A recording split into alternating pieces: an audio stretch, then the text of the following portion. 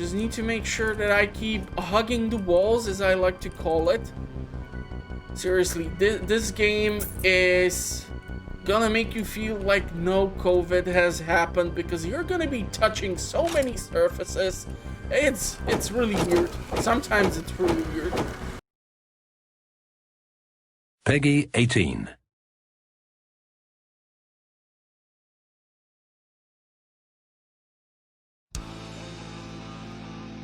Hello ladies and gentlemen, welcome to a brand spanking new series here on Not Your Professional Walkthroughs channel with me, your host Max. This will be Project Warlock. So honestly, I have to admit, I was really hoping that I would be able to cover the game while I was working with my laptop. Unfortunately, there were a few complications. Now, the game ran smoothly even on my limited hardware. Unfortunately, when I tried to record the footage, it was just too damn choppy. So, unfortunately, I was not able to bring you this fun game. Now, this is a first-person shooter, which gives you two options on how you want to proceed with dealing with the enemies. You have either the way of utilizing weapons, or you have the possibility to use magic.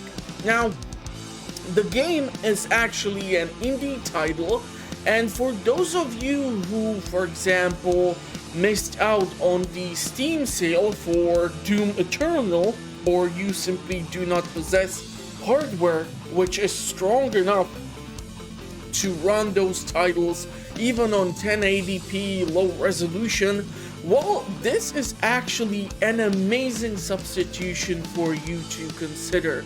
So hopefully you are gonna enjoy this. Now, the game has some lighting issues, so if you are sensible to those things, or if you have cases of epilepsy in your family or such, I'm gonna warn you right ahead. So yeah, as I said, I was playing this a lot on my laptop. Actually, I was playing it so much I was trying to get one of the difficult, or the most difficult achievements for the game, and that is to complete the entire game on the hardest difficulty without dying, because if you die on the hardest difficulty, you are reset all the way to the start.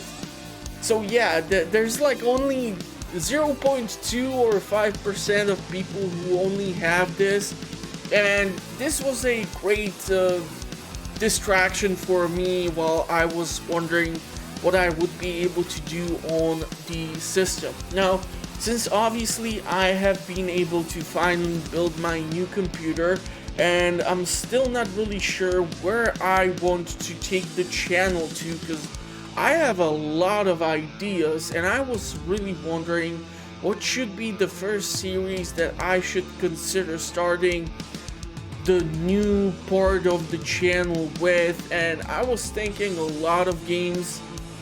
But I really thought that since I have spent so much time on this wonderful title, that maybe I should give it a try and see what's up, see what's the feedback, and after all, it's my channel, so I'm just gonna try to do as many things as I find entertaining with it, and hopefully you're gonna like it as we go along. So, we're gonna play this on one of those more difficult or harder difficulties.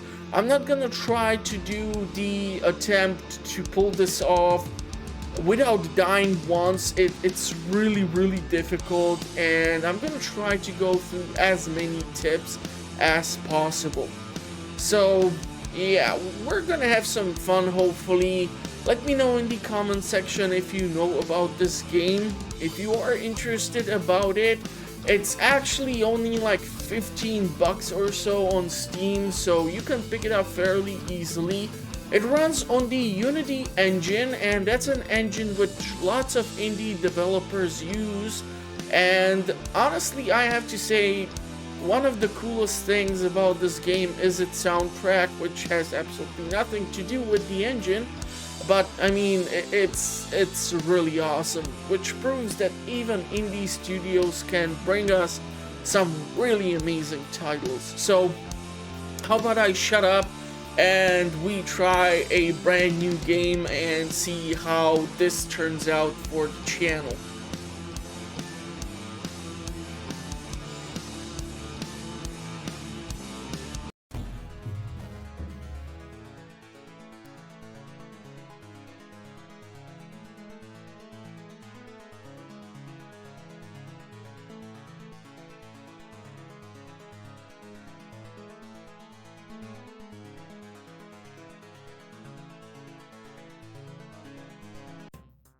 So straight out the gate, you might not see it, but I already see the first enemy.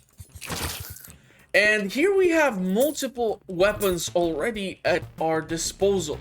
So as you can see, I have this dagger, I have this axe, and I have this mystical staff which utilizes mana. Now mana is showcased in the blue bar, which we have only 10 points of. The red bar is for our HP, and the 3 stands for how many lives we have. So fun thing about this is that actually if you hold the dagger, it turns into a ranged weapon and it's quite deadly. So it does not utilize mana. Here we're gonna have a bunch of types of first enemies, which we will see throughout the game. Now the bats actually have both the ranged attack and both the close ranged attack, so you need to be kind of careful. Now honestly, in the lower difficulty of the game, the damage from their attack is not that detrimental to your HP, but of course this is gonna get scaled up because the further we go, the more the enemies we're gonna face, and the more of them we face, the more deadlier it will get, especially because lots of these titles tend to rely on tight corners. And this is actually a first spell which we were able to pick up. Now as I said, you have multiple ways of how you want to approach this.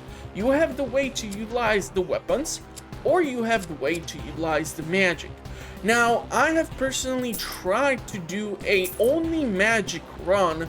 So for example, if you are familiar with a certain YouTuber who does "Can you beat this game" or name of a title using only or doing only, well then I propose a challenge for him. I would not dare to try to steal someone else's livelihood or try to publish this form of an attempt when I know that there is a fairly well-established YouTuber who already does this. So yeah, if you can give him a shout out or potentially put the video in a comment section of one of his videos, I would definitely appreciate this. Now, what is this? These star ups are points which you will need to collect. These will actually allow you to keep upgrading your weapons. Now, unfortunately, we will not come across that many things here because this is the introductory mission. Now, at the end of each mission, you will see how many kills you got, how many items you have picked up, and one important information, how many secrets are in each mission.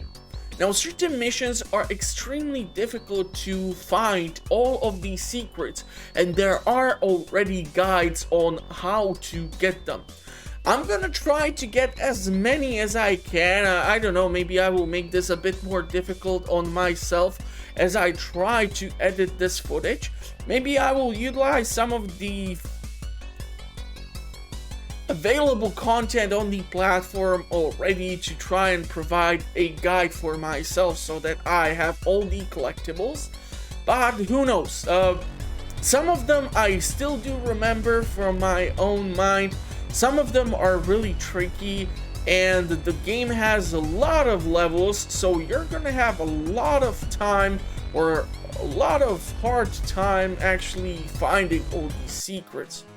Now, when you finish the introductory mission, you are thrown into this small lobby. This is sort of a headquarters for our warlock. As you can see, there are crates of supplies or packing peanuts. Maybe he ordered something off Amazon during the quarantine, who knows. And yeah, there are multiple stations which we will need to utilize. These things don't do nothing, but you can of course smash them. I think you can smash them. Yeah, you can smash these. Now, these are crates with the mana. These are crates which the HP can be recovered with. And this is really important. This is our workbench for upgrading the tools. So as you can see, I was able to pick up one of these stars initially, and certain weapons will require certain type of or certain amount of these stars in order to be able to be upgraded. So the fun thing is that each of the upgrades have its own benefits. So for example, if you go with the Bloodthirst, this upgrade improves your melee range by 1 meter. Each landed hit replenishes your health. So for example, if you are trying to recover HP, if you have this upgrade and you are surrounded by the enemies, one swing can potentially give you some more HP to make you continue surviving. And trust me, in the harder difficulty, the enemies actually like twice as fast and twice as deadly in comparison to the normal difficulty. So when I first played the game on normal and I finished somewhere halfway through, and then I switched to the harder difficulty, I immediately noticed the difference. Just that initial spider will approach you twice as fast and will be twice as much trouble to deal with if you don't know what you're doing. So for example, right now we cannot upgrade anything, and as we go through the playthrough, I will tell you which of these upgrades are worthwhile and which should be avoided at all costs. This is your Enchantress table. It's really hard to put a name to it, but what this thing does is allows you to give you spells.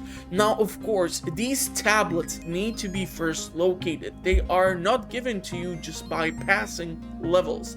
Now Magic Light we can pick up because it does not cost anything, and this is actually fairly usable magic, especially in some of the later levels.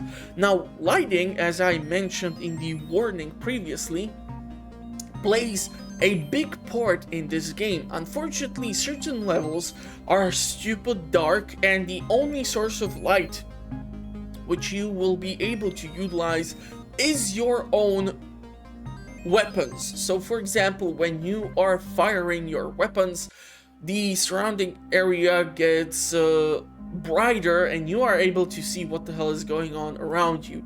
But of course, that is not the most efficient use of your ammunition, and trust me, at certain cases, if you come across your favorite weapon, which you're gonna see me feature some of them, it's gonna be super difficult for you to like make the light work.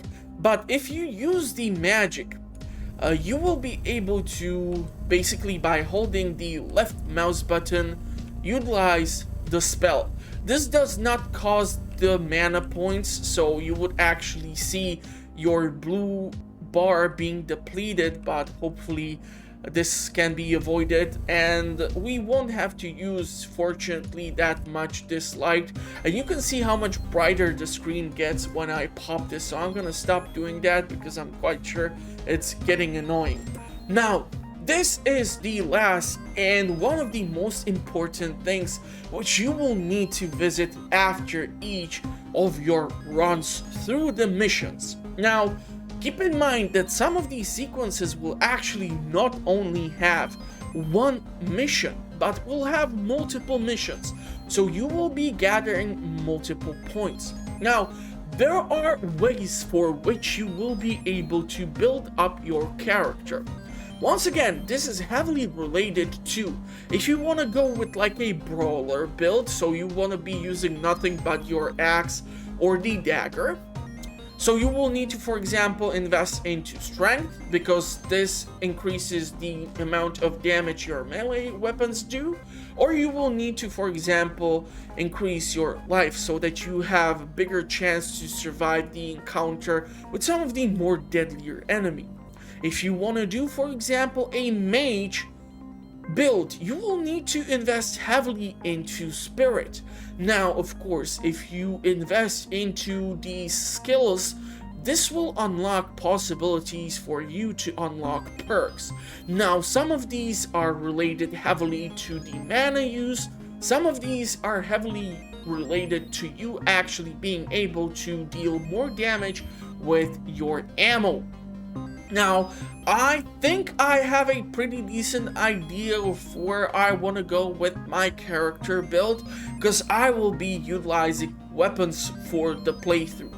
As I said, I'm not really sure if it's even possible to finish the only mana run on this game on one of the harder difficulties. If I would go in super easy, I would probably say yes. But then, I mean, what's the point of the whole challenge if you cannot really challenge yourself? So, yeah, we're gonna go mostly at the start with some strength and capacity. The capacity will be important because fairly soon we're gonna get our first firearm, the pistol. And believe it or not, pistol can be upgraded into this really deadly magnum, which can one-shot most enemies at the start of the game.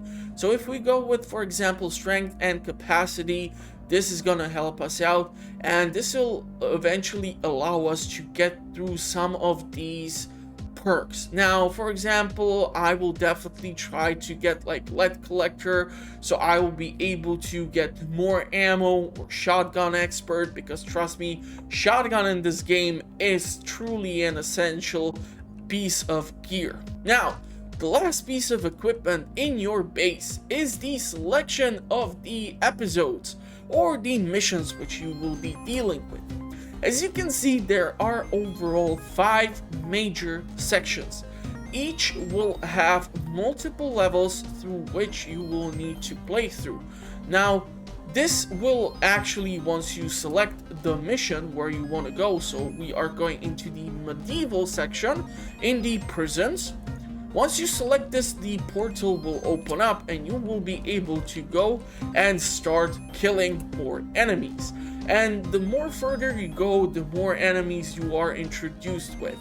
And I don't really want to go too much into details regarding the enemies. It's gonna be probably better if we first get to like the frost section first, but I'm gonna tell you my opinion about this. But all things considered, keeping in mind that this is an indie game, I really cannot complain that much about what the studio behind the game was able to pull off with a limited budget.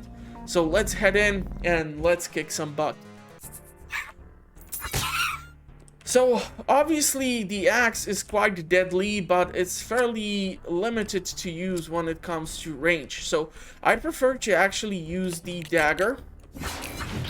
Now the spiders will not deal you that much hassle, but the benefit is that you can charge up the dagger.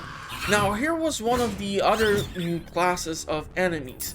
And I have honestly played this game so much that I can tell you right now that if you continue over here, there is a floor which will drop. So I'm gonna try to really carefully not fall down. As you can see, there is the loose bottom. So the thing is that when I initially played this, I was like, oh, empty corridor, I'm just gonna walk in, la-di-da. I suddenly found myself falling down and being surrounded. And there is a lot of enemies, so let's go say hi. So obviously the succubus and the bats have multiple options on how to attack you. These barrels, you need to be careful when it comes to you tackling with them, because the closer you are to them, the more deadlier they can be to you, especially at the start of the game. Now, the most inconvenient thing when it comes to you finding secrets is something which I call the wall hogging technique. So you will need to basically pass by every wall and keep pressing spacebar, which is the default key to interact with things, which will allow you to find the secrets. Sometimes the secret doors can be easily spotted because, for example, if you have weapons, you will be able to like shoot the wall and it will show cracks. Sometimes the wall looks slightly different, but at certain cases you will definitely struggle. Now, for example, here, once we pick up the blue key, which we will need in order to open up those doors, a wall will lift up and we're gonna be surrounded. Yeah, I have played this game a lot, people. It's really difficult to find titles which you can cover on a laptop for a YouTube channel, but honestly, as I said, you need to hug all the walls and keep pressing space like a total dum-dum. And the secret rooms usually contain heals, the secret stars, or potentially weapons which can be later given to you just in other missions. So the secret rooms are definitely a benefit to you, especially if you are a completionist. This is another type of enemy. These are the zombies. The fun thing is that by the time the zombies actually get up, you can actually keep shooting them or hitting them, which basically makes you kill them. Now, of course, you can even charge the bolt in your staff, but you need to be careful on how you do this, because unfortunately, due to the Unity engine, sometimes it happens, and this is a case of a secret wall. You see how different it is? This wall right in front of us. You will need to pay attention to some of these details. So yeah, I have played this a lot. So this is one of the other secrets. I think on the top map or the top left corner we have even the map. But yeah, due to the Unity engine's limitations, there are some weapons which might run into bugs or have some struggles if you try to work with them. You're gonna eventually see this potentially with the rocket launcher too. But that is light years away from us, so let's try not to get too far ahead. Now, I will always keep checking the corners because, well, some of the enemies in this game, they are truly punishing. Okay, there's just a zombie. Really don't want to be using the staff that much, but here goes nothing. And here we have, hold on, where is the pistol? There's supposed to be pistol somewhere in here. Or is it further down the game? And I keep bragging about how much I played the game, but it all looks the same to me at the start. Oh, man. Okay, so the pistol is here. And of course, once you get your hands on your first firearm, you will definitely have a much more fun. Now, as I said, utilizing the light here is not that necessary. The torches do most of the work, but we will need to head up and we will face off brand new enemies. And these are the knights. Knights are difficult because they carry the shield. So what you need to do is actually try to dodge them for as long as you can and try to target the shoulder, or wait for them to try and charge you and then try to actually attack them.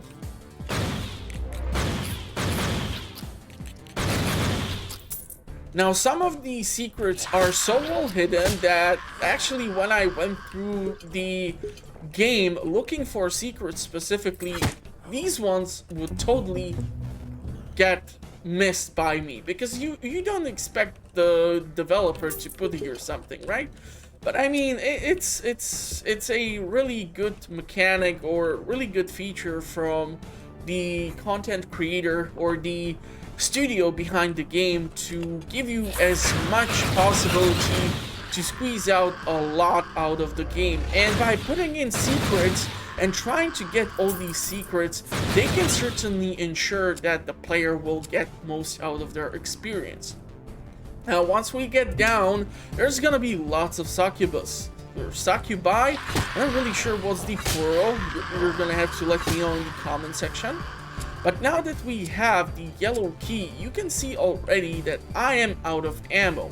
Now, there is not that much ammo to work with at the start, so we're gonna have to do with what we got, and immediately there is a Templar, and this is why I like to use the dagger. Now, in comparison to other games, Project Warlock has the beautiful idea of putting actually an enemy into the gate itself. So we will need to go through here, but first we need to kill this damn thing. And as you can see, chunks are flowing everywhere once we dispose of him, and this should be all the secrets. Once you move past the door, you are gonna get to the summary screen. So it's really important for you to make sure that before you go through here, you're gonna come across all the secrets.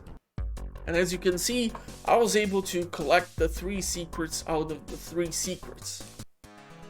But we are not coming back to the base. We are gonna have to continue and face off even more enemies.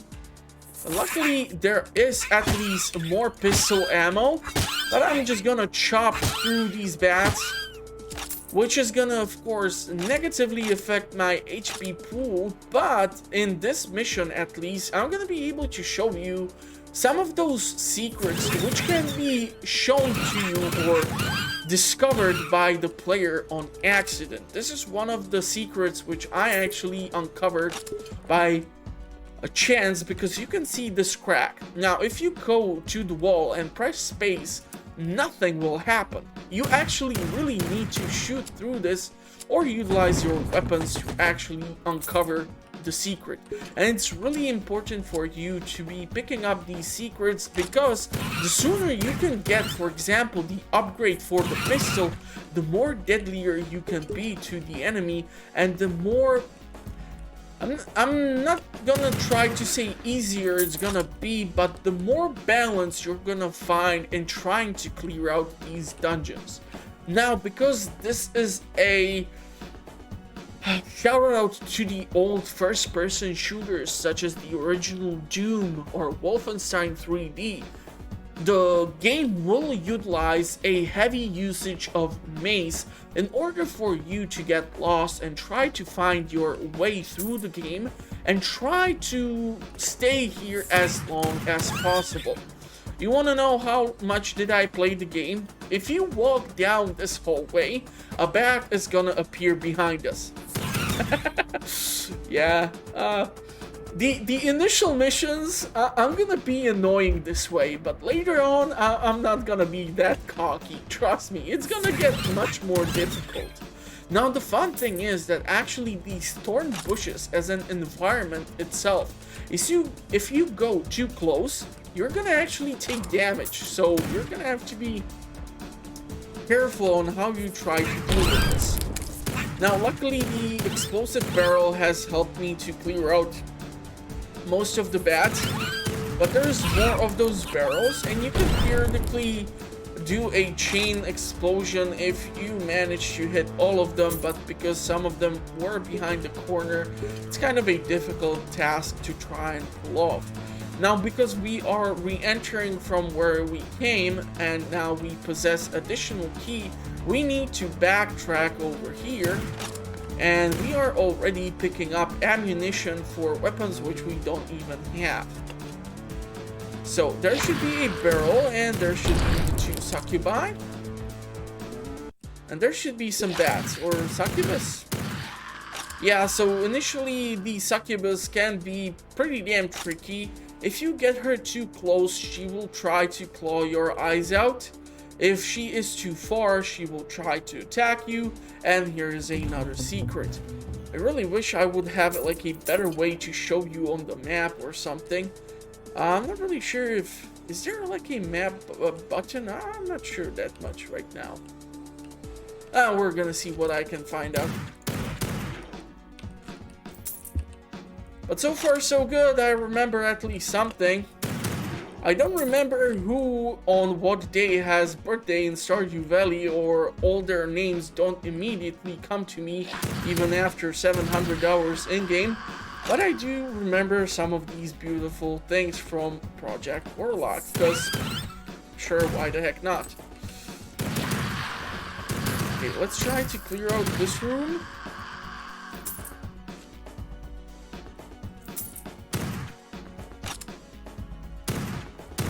Now, I should not be wasting the ammo for the pistol, but in one of those secret rooms, if you recall, there were a bunch of bullets left. And of course, because I don't want to spoil everything, I remembered, of course, that the succubus is gonna spawn in. Just kidding, I totally forgot. There's just way too many nooks and crannies to recall all these details. But yeah, the treasure is important for you to collect because this gives you experience. So it doesn't give you like money for you to buy the upgrades. You actually gain experience, and through leveling up, you are able to upgrade your character to become more deadly. Is it possible to defeat the game without upgrading yourself? I think that's a good idea for another video for certain someone. Seriously, I was even thinking if I should even try to attempt doing can you beat the game, title of the game, doing only something, but I just really don't want to mess with somebody else's livelihood, and I respect the person way too much in order to try to do what they are already doing for so long, and for what the community behind his channel has been supporting him for years now. So I really am not that kind of a person. Plus, already there are way too many channels which try to do the same thing. I mean, let's face it, I'm not doing anything original by doing playthroughs on YouTube. I'm gonna, of course, try to do it my way, which is weird as hell, but I mean, I'm weird as hell anyway, so I should fit in Project Warlock just perfectly fine. And here we're gonna come across one of the deadlier enemies, which I do enjoy. Let's see if we can spot him. And man, there's lots of ladies. Yeah, so it's this guy. This guy is fairly dangerous because he not only throws explosives, he can also axe you from distance. And as you can see, he has multiple stages, so it takes quite a while for you to take out this big guy. Now, this is when I go back for that ammo. And if I recall correctly, there is somewhere another secret, and this one is actually not even hidden in these stone walls, but instead in some of these bushes. Yep. So some of these secret rooms are not that amazing, honestly, but it will still help you. We're gonna get rid of this, and we're gonna get rid of some of these, and this is the end. So yeah, 3 out of 3 secrets, 85 kills, 63 items collected, and now we return back. So yeah, we have now perks available, stat points, or potentially we can upgrade our weapons. Now, what you need to keep in mind is that if you once upgrade your weapon in your playthrough, you are not going to be able to redo this. So let's say I would go with the terrible flare gun upgrade for my pistol. This would mean that for the rest of the playthrough, I would be utilizing flare gun.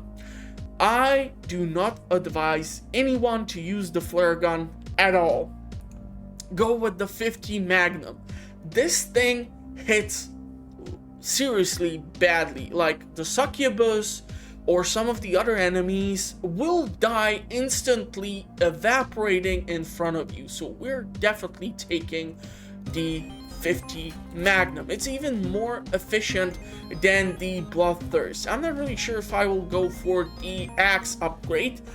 If I recall correctly, there are some limitations as to how many upgrades you can actually get with all these stars, which will be available to you. Now, since this is a first episode of the playthroughs, I'm gonna make this a bit longer than some of the other missions. I'm gonna see how I will try to put this into sequences, but yeah, so far no more magic is available. But what should be available is a first perk, which is the Treasure Hunter. Now, I'm not gonna pick up the Treasure Hunter. I'm gonna go with stuff like Lead Collector, Shotgun Expert, and other perks which are much better suited for my playstyle. So what we are gonna be upgrading mostly in this playthrough is Strength, Capacity, and last but not least, even Life, so that we have higher survivability chance. I might be tempted to use a special type of magic which might use the mana as a form of a shield, but I will see how I will feel about that. So I'm gonna heavily invest first into Strength and Capacity. We're gonna go with Life to even upgrade our HP pool, but mostly I will try to go with Strength and Capacity so that we can get, for example, the Lead Collector or some of these other perks. So now that we are all set up, I'll just go grab, oh yeah, mana is extremely difficult to manage. The two boxes which you will come across here are the only boxes which you will ever find. So yeah, it's never gonna be sufficient. If you're gonna come from a mission with 0 mana, those two boxes will not do it. The HP is pretty decent health, but the mana, really difficult to manage. Now, to be perfectly honest, you can of course upgrade your staff to do charged attacks or to freeze your enemies, and there are also other talents or magic, especially stuff like the magic potential, which will increase your overall spirit or mana by 30 points. Then you can, for example, pick up the Soul Collector, so whenever you kill an enemy, it will actually drop a small bubble of mana. The problem with this is, however, that the small mana will only remain there for a couple of seconds. So you would need to stand really close to the enemy in order to be able to regain or recharge the mana which you have utilized.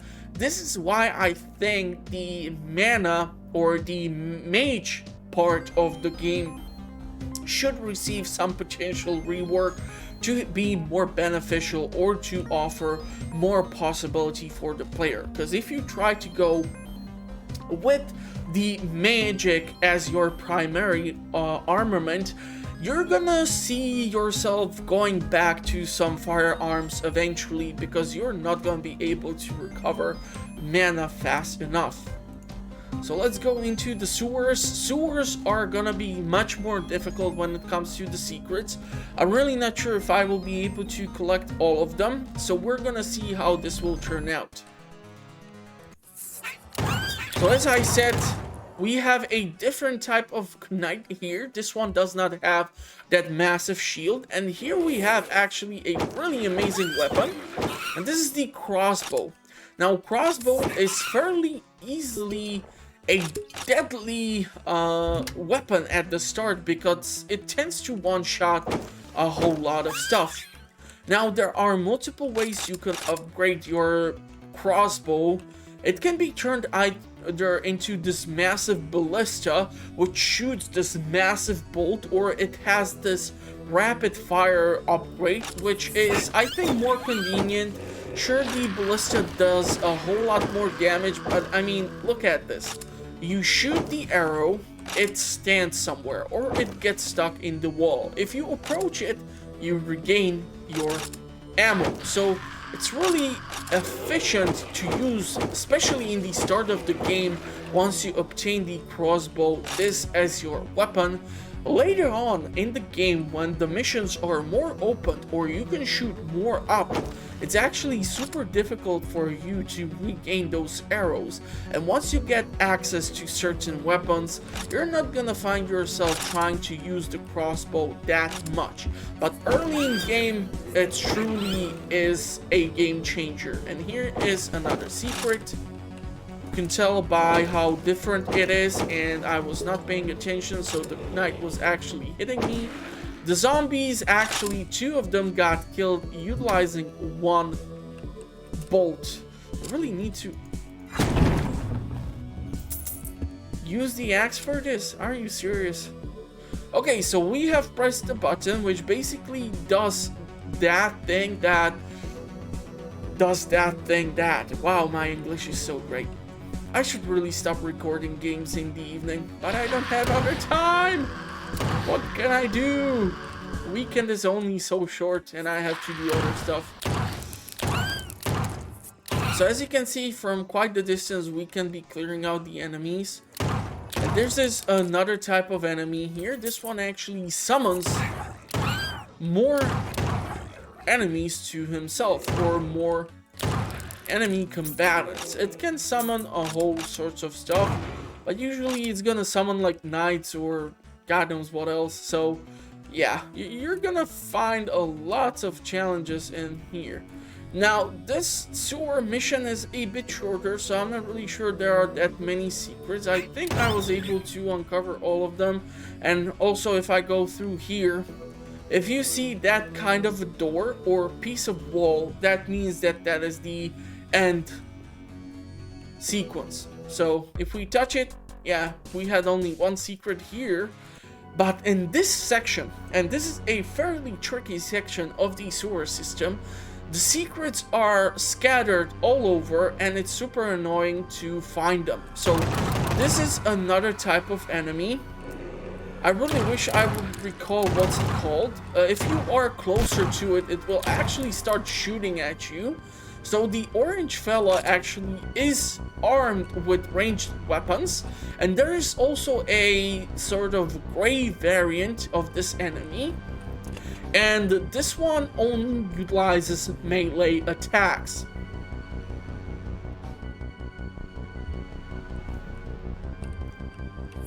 Okay, there's a bat. We're gonna pop behind the corner, pop a bat. I mean, Batman would not be a fan of this game if he would see us shooting this many bats. Okay, come on, boys. So as you can see, I'm trying to go for the shoulder, which is not protected by the massive plate of armor. It's fairly difficult with some of the weapons, but once you get your firearms, you are much more accurate. So it's a bit easier to pull this off. Now I'm quite sure that since I picked up the key, there's gonna be some new enemies which have spawned in, of course. Now the beautiful thing about the projectiles of the enemy in this game is that some of it takes fairly long for it to reach you, so you can take your sweet time in dodging this and playing a really bad version of Matrix. And I just saw another secret, and it's right over there. But first I need to deal with the zombie and the crusader here. Now, dynamite. Dynamite is a tricky thing. I would suggest for any player to stay the hell away from it. The problem with dynamite as it is that if you throw it, it will stay there. It will actually need to be in contact directly with the enemy in order for it to explode. So as you were able to almost see, because I had to turn the corner, if I would actually stand there, I would take a serious beating from the explosive damage of the dynamite stick. So stay away from the explosives if you cannot throw them too far. For example, here, behind the corner. And you see, this is the gray version of that thing which we ran into. And this one does not have access to ranged attacks. This one can only do melee attacks, so you don't have to worry about this. Now, the zombies are really annoying. This is where the dynamite might be fun, that is if you can cast it the right way. I'm not really sure if the enemy has followed me. I'm gonna throw the sticks of dynamite because it's much easier for me to deal with them this way. But the crossbow deals enough damage, and if you manage to hit the barrel with the explosive substance in it, it will explode anyway, so yeah. Okay, we're getting a few more enemies to deal with. Just need to make sure that I keep hugging the walls, as I like to call it. Seriously, this game is gonna make you feel like no COVID has happened, because you're gonna be touching so many surfaces. It's really weird. Sometimes it's really weird. Okay, now shooting the crossbows at the night is a bit more trickier, but we should manage. Now, oftentimes, if there is something in your vicinity, or there is some, like, extra pixels from one of these barrels, if you're gonna try to cast, for example, the stick of dynamite, you might find yourself dying because the stick of dynamite has collided with some of the extra pixels from some of the surrounding debris. So this is why I suggest for new players, especially if you would decide to pick up the game, to stay the hell away from dynamite. It's seriously no joke. It can really mess up your playthrough, especially I have to admit that in some of the attempts, and I think there were like 4 of them, where I tried to clear out the game on the hardest difficulty, I have killed myself with the collision of the dynamite and some of the debris, so keep that in mind. Really?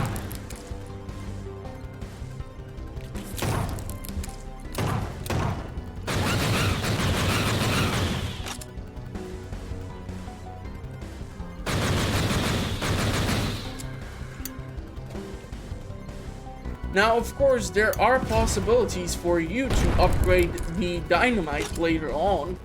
The same as with pistol. You will have either a frag grenade, which basically means upon impact of any surface, it will immediately explode, or you will have something which is, what's the name of it? Proximity charge. So basically the enemy will need to get close to the charge in order for it to go off. If no enemy gets near to it, you can actually pick it up later on. So it's a pretty decent thing for you to consider. But I usually go for much different weapons or upgrades, and later on when you get something like a rocket launcher, the possibility for you to utilize the frag grenades or dynamite are less convenient, because the rocket launcher can do on long ranges what the dynamite really struggles to do. So yeah, I mean, it's totally up to the personal preference of each player. We're gonna require the yellow key, which we do not have. I'm quite sure we're gonna come across more enemies here somewhere, because we are re-entering the same location where we already were.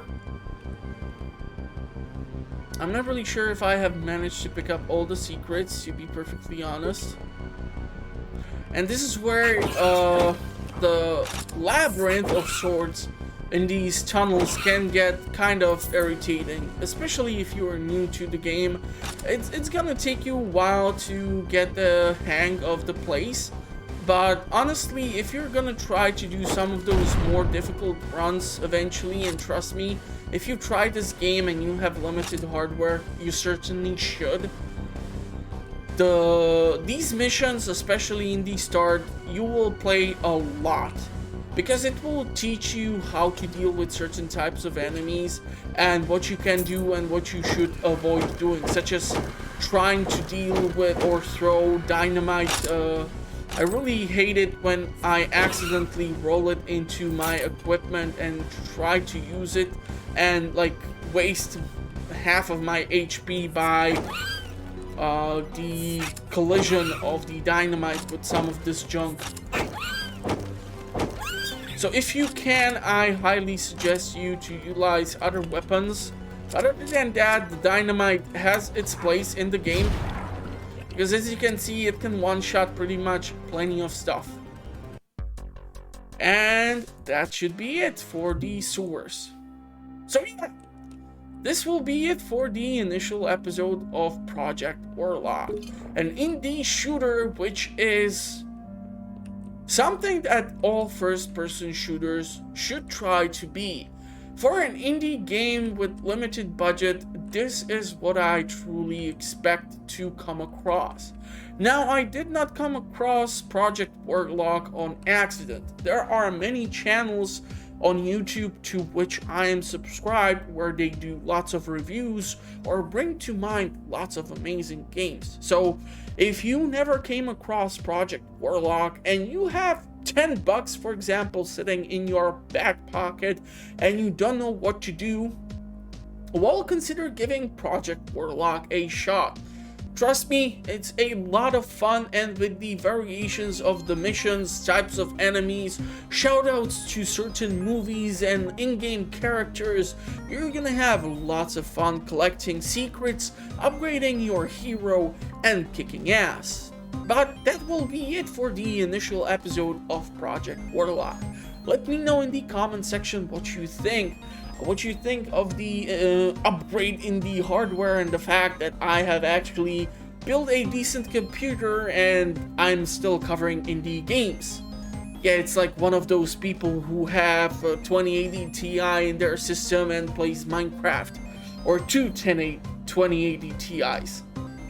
Yeah, it's gonna be weird. I'm still not really sure where to take the channel. I have lots of ideas, but getting to all of them will take some time, so please be patient with me.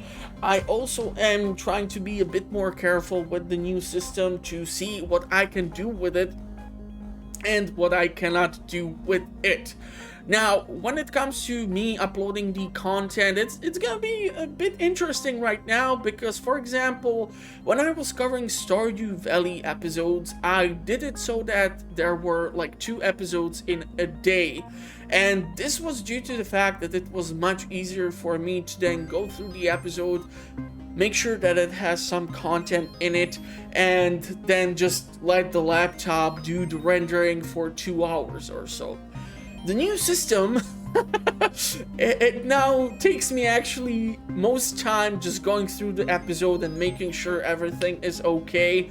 So rendering is the least of my problems. So if I will have some footage and I won't have any content, getting something published will hopefully be able to be done. Now, thankfully, thanks to the COVID and working from home, it's much easier for me in the evenings after work to gather up some footage and have something prepared for rendering and such. So I should have stuff. I'm also working on some other stuff. So if you are interested to see what the channel is up to, link is in the description. I do mostly playthroughs, I do discussions, early in-game reviews, tips and tricks videos, things like that. So go check it out. Maybe you're gonna like it. Maybe you will subscribe. I publish content on a weekly basis, so you're gonna have always something fun to watch. Who knows what I will be up to. And yeah, I'm just gonna wish you a pleasant rest of the day, and hopefully I will see you in the comments or at the next one. Thank you for watching, everyone. Stay safe, have fun, and bye-bye.